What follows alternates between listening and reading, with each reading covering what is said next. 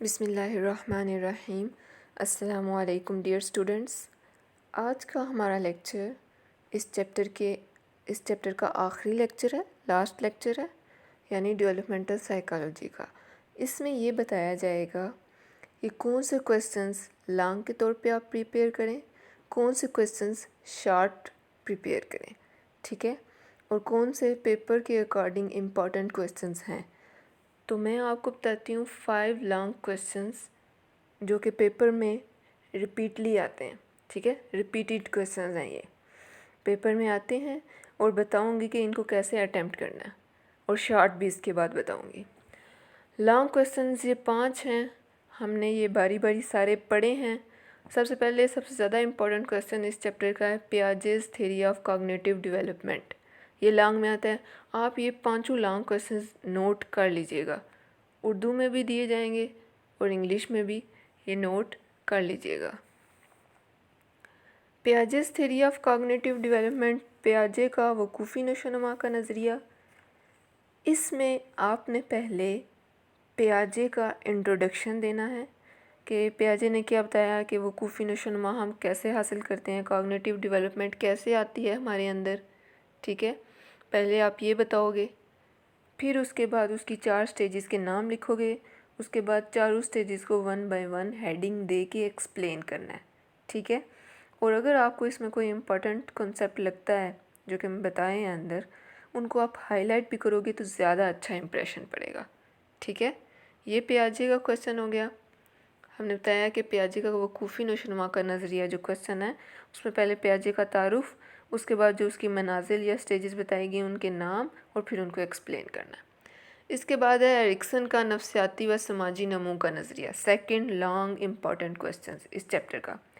ये भी बिल्कुल पियाजे की तरह आप अटैम्प्ट करोगे। पहले एरिक्सन ने जो इसका तारुफ या इंट्रोडक्शन दिया है कि कैसे आप साइकोलॉजिकल डेवलपमेंट होती है आपके अंदर, क्राइसिस आता है अगर डेवलपमेंट ठीक ना हो तो, पहले ये बताओगे।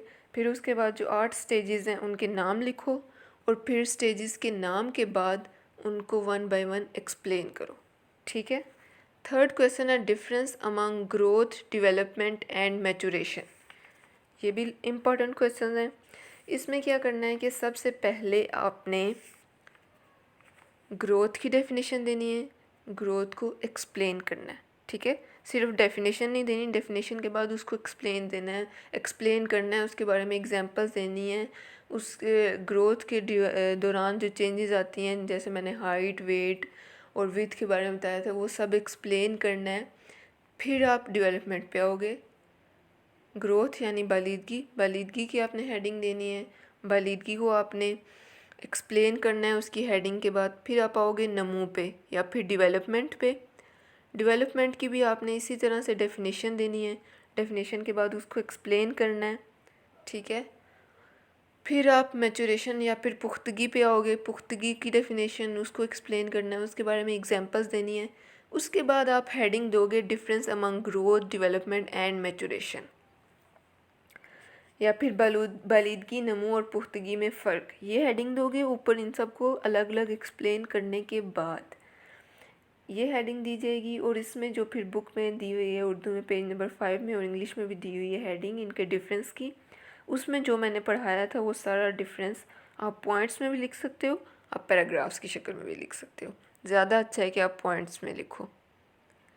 फोर्थ क्वेश्चन इम्पॉर्टेंट है, वो है Kohlberg's theory of moral development, Kohlberg का अखलाकी नमू का नज़रिया, ठीक है।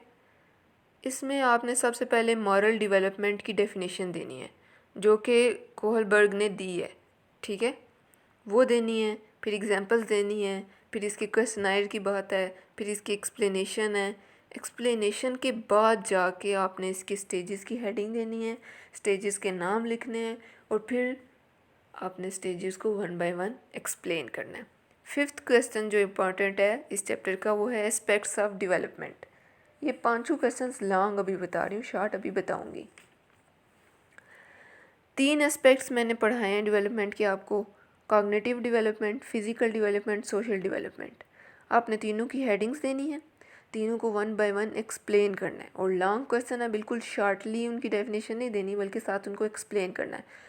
कॉग्निटिव डेवलपमेंट की डेफिनेशन के बाद उसकी एग्जांपल्स और एक्सप्लेनेशन, फिर फिज़िकल डेवलपमेंट उसकी डेफिनेशन, उसके बाद उसकी जो स्टेजेस बताई हैं वो उनके नाम उनको एक्सप्लेन करें, फिर सोशल डेवलपमेंट में। ठीक है, नमो और बालिदगी के पहलू में आपने पहले वकूफ़ी नशोनुमा को एक्सप्लेन करना है, फिर जिस्मानी नशोनुमा को, फिर समाजी नशोनुमा को। वकूफ़ी नशोनुमा की डेफिनेशन, उसके बाद उसकी एग्जांपल्स। जिस्मानी नशोनुमा में आपने उसकी डेफिनेशन के बाद उसकी जो अदवार या फिर मनाजिल या स्टेजेस बताई हैं उनके नाम लिखने हैं, उनको एक्सप्लेन करना है। फिर आप आओगे सोशल डेवलपमेंट या फिर समाजी नमो की तरफ। ये हो गए आपके लॉन्ग क्वेश्चंस। शॉर्ट क्वेश्चंस मैं बता देती हूँ चैप्टर के स्टार्ट से। सबसे पहले आपको डेवलपमेंटल साइकोलॉजी की डेफिनेशन आनी चाहिए। फर्स्ट शॉर्ट क्वेश्चन ये आता है कि व्हाट इज़ डेवलपमेंटल साइकोलॉजी, नमूई नफ्सियात से क्या मुराद है। सेकंड क्वेश्चन आता है कि नमूई नफ्सियात के मुताले के मकासद बयान करें। ठीक है, ये भी मैंने आपको पढ़ाया, यानी what is the aim of study of developmental psychology. आपने इसका एम बताना है कि क्यों हम इसको स्टडी करें। इसके बाद आपने क्वेश्चन आएगा what is the definition of growth, define growth. बालिदगी किसे कहते हैं, बालिदगी की तारीफ़ करें। ये क्वेश्चन है शॉर्ट। इसके बाद क्वेश्चन आता है कि बालिदगी के दौरान कौन सी तब्दीलियाँ रूनुमा होती हैं। इसके अंदर वो तीनों तब्दीलियाँ आपने बतानी हैं, कद, वज़न और हुजम। ठीक है, हाइट, वेट और विड्थ तीनों जो है ना इंक्रीज़ हो रही होती हैं, ये बताना है आपने इसमें। सिर्फ उनके पॉइंट्स के नाम नहीं लिखने, साथ बताना है कि जब बच्चा पैदा होता है तो उसके 43 सेंटीमीटर से 53 सेंटीमीटर तक होता है, जैसे कि लेक्चर में एक्सप्लेन किया गया था। ठीक है, what changes occur during the growth, ये क्वेश्चन शॉर्ट। उसके बाद शॉर्ट क्वेश्चन आता है कि व्हाट इज़ डेवलपमेंट, नशोनुमा की तारीफ़ करें, नमू की तारीफ़ करें, हम पढ़ चुके हैं। फिर क्वेश्चन आता है पुख्तगी की तारीफ़ करें, डिफ़ाइन मैचुरेशन, ये शॉर्ट सारे क्वेश्चन हैं। उसके बाद क्वेश्चन आ सकता है कि व्हाट इज़ कॉग्निटिव डेवलपमेंट। अब ये शॉर्ट के लॉन्ग के लिए भी आप प्रिपेयर करो, शॉर्ट के लिए भी, वो ज़ाहिर हो जाएगा एक ही बार प्रिपेयर करने से। वकूफ़ी नशोनुमा किसे कहते हैं, जिस्मानी नशोनुमा किसे कहते हैं, समाजी नशोनुमा किसे कहते हैं, अलग से तीनों शॉर्ट क्वेश्चन के तौर पे आ सकते हैं। What is social development, what is physical development, what is cognitive development. ठीक, और साथ में ये भी क्वेश्चन आ सकता है कि write down the stages of physical development, जिस्मानी नशोनुमा के अदवार के नाम लिखें।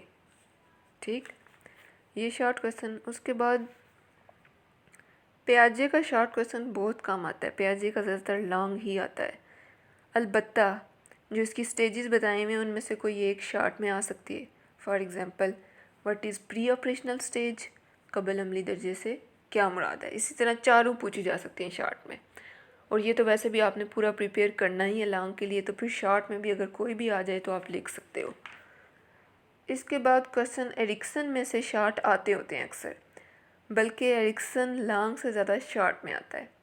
2 या 3 हर बोर्ड के पेपर में एरिक्सन के अंदर से क्वेश्चन आते हैं, 2 कम से कम या 1-2।